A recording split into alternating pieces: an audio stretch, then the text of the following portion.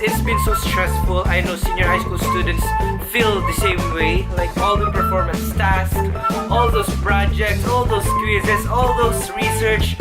It's been so stressful, and because of that, I've been sick for 2 days. Like this Friday and Saturday. That is the reason why I upload this video. Pero ngayon, I'm okay now. I'm feeling great. So I've rest for a while. Because of that, I have an idea. So for today's video, we're gonna do a 5 things to do when you're sick. Get sick. For the first one, wear your most comfortable attire or outfit. For me, it's kind of like this. Like this. I wear comfortable sweaters or long tees like this when I'm sick because it's very comfy. And I wear pajamas too. Shimmy, shimmy, yeah, shimmy, yeah, shimmy, yeah. Drink. So I wear something like that. Number 2, eat a lot. Like this. Eat a bunch of this.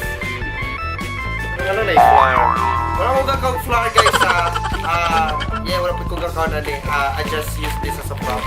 Pero Ovaltine, laking Ovaltine. Pero laking Milo rin ako. When I'm sick, I'm eating a lot of foods. Kailangan mo kasi ng what you call that?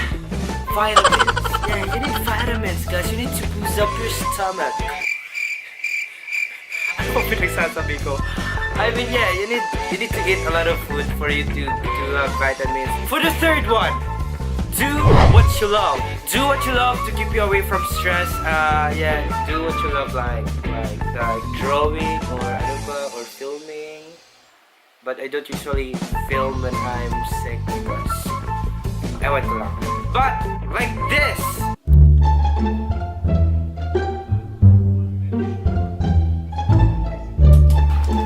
Or watching movies. Works for me though. For the fourth one, sleep. Like take a long sleep, okay?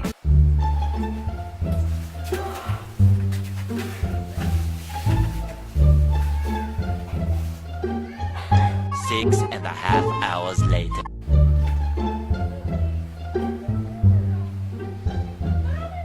Day 2.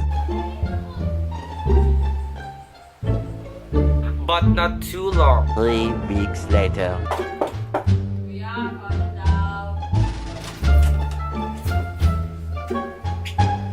Let's start.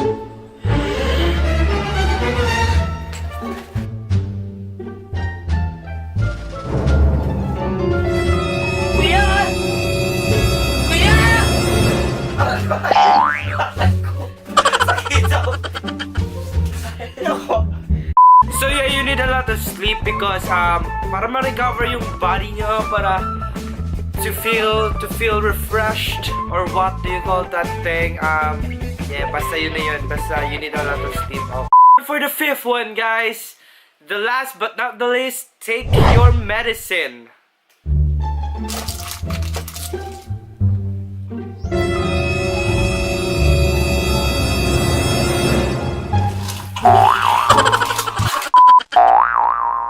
Take a lot of medicines, guys. I mean, not a lot, but kung ano lang yung kailangan nyo. But I prefer, wag nyo munang bigyan yung sarili nyo ng mga tablets, Bioflu or Biogesic, because if you're gonna do that a lot, then your body will be yung masanay na siya to take medicines and stuff. Yeah, so all you need to do is to take a rest. From my tips 1 to 4, do that again and again, and you will feel okay. So that's it, guys. Thank you for watching this whole video. If you have some suggestions, comment down below. And if you like this video, give it a massive thumbs up.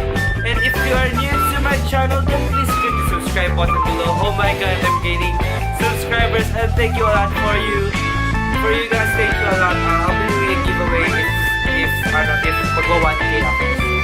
Please subscribe to my channel and share it for you to know.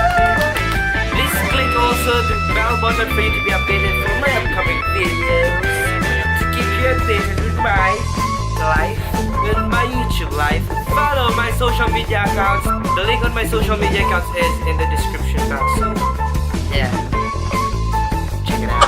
That's it guys. Thank you for watching and be you, be amazing. See you in the next video.